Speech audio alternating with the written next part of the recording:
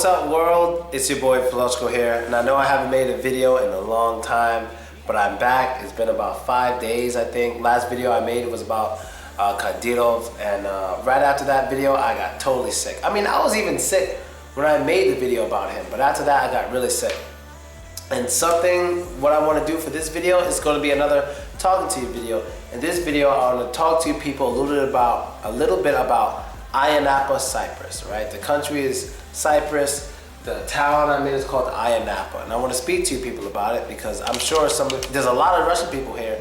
And just in case any of you are interested on coming out here, I will give you the truth about it from what I see, okay?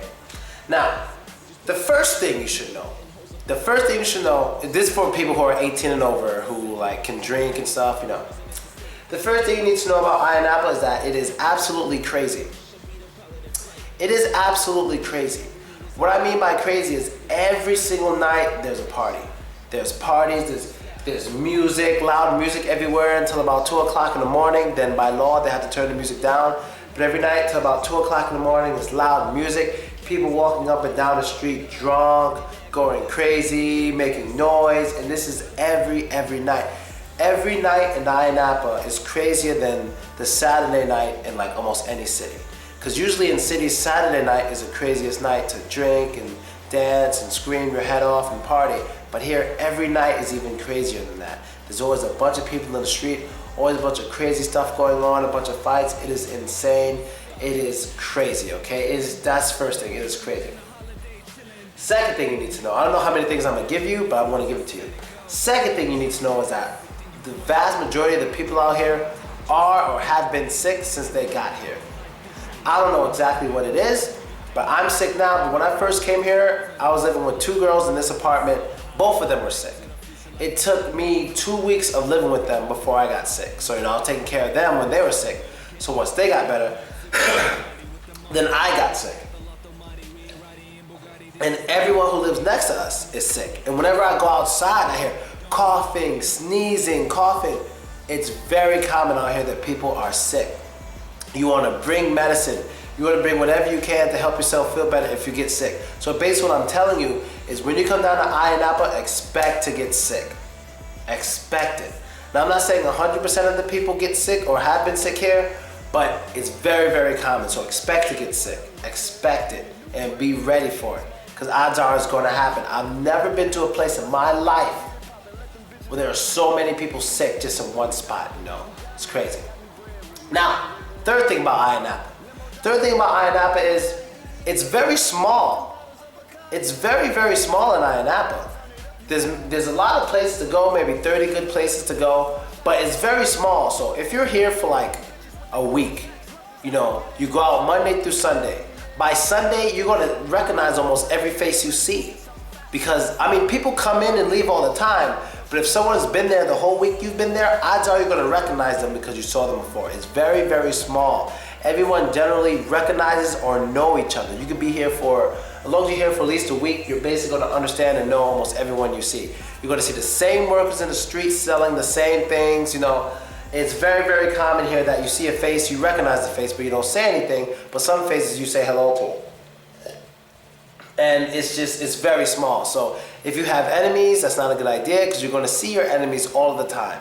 And if you have some girl you like, well, you're in luck because you're going to get to see her all the time. But if she has a boyfriend, then you're not really in luck, okay? Next thing about Ayia Napa. 3 languages are commonly spoken out here. I believe it's Greek, English, and Russian.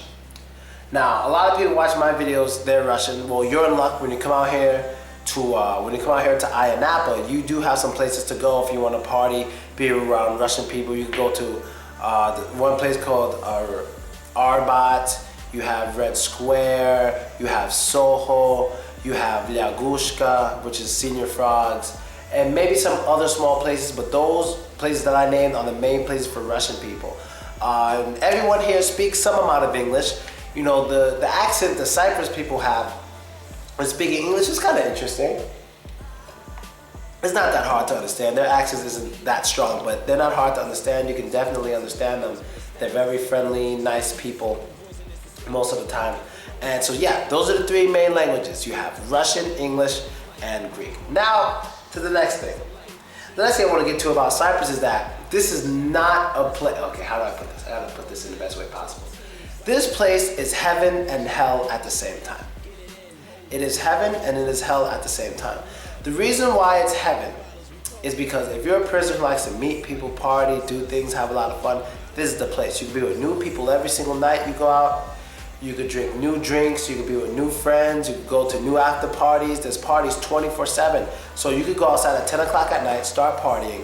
2 o'clock in the morning, go to a club. 6 o'clock in the morning, go to a pool party that ends maybe 12 o'clock in the afternoon. Then go to the daytime party at the beach. There's always parties, and a lot of people out here are always drunk, they're always doing things, they're always busy, they're always having fun. That's what makes it heaven.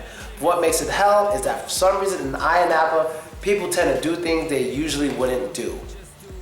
I mean, bad things, disrespectful things, very unhealthy things. They tend to do things here in Ayia Napa that they don't usually do. So that is the bad side about it. And a lot of people come out here and say, oh, I'd never do that, I'd never do that. But then they see a lot of crazy things happening so often that they start doing it themselves, okay? So that is the bad side about being in Ayia Napa. It might change you as a person.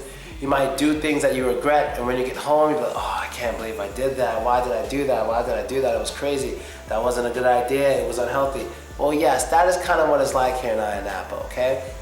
And if there's anything else I can mention to you, I'll think of it, but that's basically it, people. Just giving you a quick rundown of my views of Ayia Napa. I've been here for, 3 weeks? Almost 3 weeks now. You can imagine how my body's like giving up, too much partying. I can't do it. I thought I was a party animal, but no, Ayia Napa, you win. You win. I'm ready to go back to Russia or something, I'm ready to get out of here because I'm having fun, yeah, but at the expense of my body. All the drinking, all the dancing, partying, and all this stuff, it starts to catch up with me. And all the screaming, because you always gotta scream in Ayia Napa. Especially before 2 o'clock, you always have to scream because everywhere you go, there's loud music. So you have to scream all the time. So if you're one of those Russian people who can't speak loudly, because it happens a lot in Russia, you can't speak loudly, this ain't the place for you. Or just only speak to other Russian people who have really good ears. Because you have to scream a lot out here, you have to. You have to. And that's basically it, people. Hope you enjoyed it. I'm out. Later.